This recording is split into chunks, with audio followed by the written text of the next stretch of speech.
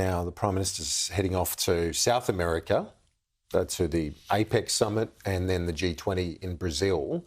Should he head to North America off the back of it, head to Florida and try and get some face time? Because the thing is about Donald Trump, as you know, and we covered his first term in office, he's so unpredictable. It's not a conventional president. You need to make that personal connection as ASAP, don't you? Yeah, I think stroking his ego is a big thing. And don't forget, we saw that last time. I think the last time it was Shinzo Abe who immediately flew across to speak to Donald Trump the last time that he was elected, to be the first leader in there to get into his ear. And those relationships are going to be hugely important.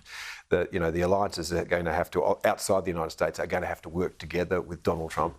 And unfortunately, a big part of his ego is flattery, right? So, if you flatter him by making a big decision to make the call, to make the effort to go there, and then you could have a conversation about your ambassador, it wouldn't be wasted time. If he said he'd speak to you, speak to him.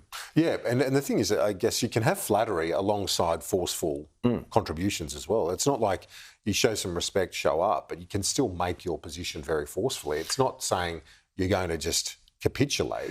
Yeah, look, Australia's got a good case to make, right? Because the thing is, he's transactional, and in fact, we're one of the places where the US does better out of the relationship than Australia does in some ways in terms of the balance of trade. So that's in our favour, and also too, we're the only country that's putting money into their industrial base to try and build Virginia-class submarines. Like, we are actually putting money into their program.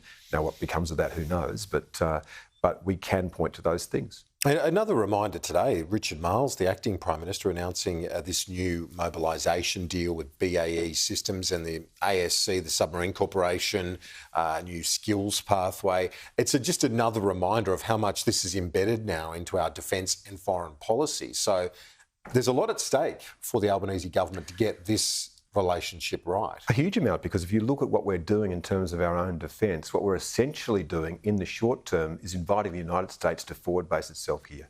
That's how we're defending ourselves. So we're going to see a step up in the number of people from the United States. The number of Marines will be in Darwin. We're going to see rotations coming through our ports of their submarines. So I think that's a hugely important relationship. And here's an outsider for you. Richard Marles can play golf. Richard Marles would be accepted by both sides as ambassador to the United States. Ambassador, wow, that's a big call. I think he's still got higher honours. I would say to him that his ambitions to be Prime Minister are probably, while they're still going on in his head, I don't think he'll ever have the numbers. So okay, we'll see. Kind of job might be better for him. We'll see. You never know. Jeez, I think he does have higher ambitions, though, and maybe the Prime Minister should take him along. Who knows? Because he could definitely hold his own with him on the golf course. On Trump on energy, drill, baby, drill, how does that play out for Australia? I know you've got your documentary coming up on Sky News next week as well, just a few days away. Yeah, and so one of the things that would do, what the United States, by the way, let's not forget, the United States became an oil and gas superpower. It now exports more than Saudi Arabia through fracking in the United States.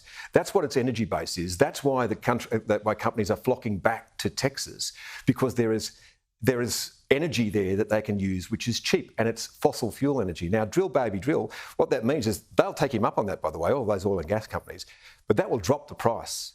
So in some ways, the Democrats are better for those companies, because what happens is what they lose in volumes, they make up in price. With Trump, if you flood the world with cheap fossil fuel, the world will burn every single molecule, but the price will go down. And that may well help a country like Australia, which is now going to be putting up gas import terminals. Can you believe it? We've made a decision that we're going to build a renewable energy gathering exercise in trying to get energy from the environment and turn that into a reliable electricity system. Well, it does not function as a reliable electricity system without being built on a backbone of gas. So we're not talking about a little bit of gas. We're talking about 15 gigawatts. Enough. Well, we've got a lot of gas. Why don't we just have a domestic reservation like they do in WA? Because we put bans on it in Victoria, Kieran, because we banned the exploration of it in Victoria for a decade. Now, of course, reality's beginning to bite. Those people who wanted this renewable heavy grid are now actually coming to the understanding, which they never understood, was that it can't work without a dispatchable fuel source. At the moment, it's coal. If we're going to replace that, it will have to be something like gas.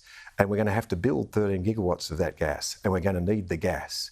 So, yes, a sensible government now would push as hard as it possibly could, put gas into the capacity investment mechanism so that you get some sort of, encourage players into the game and mow down all of the barriers, because the only way you're going to get the wholesale price of electricity down is to lower the price of gas.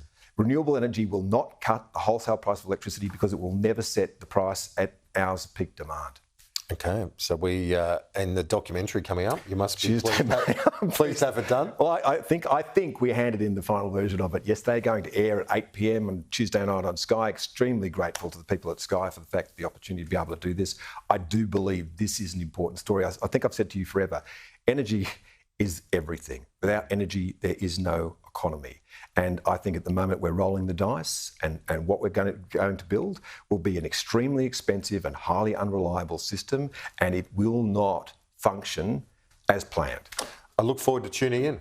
Thanks, mate. Tuesday evening. Chris Uhlmann, thanks as always. And as Chris said there, 19th of November, 8 p.m. Eastern Daylight Time, Chris Uhlmann's exclusive documentary, The Real Cost of Net Zero.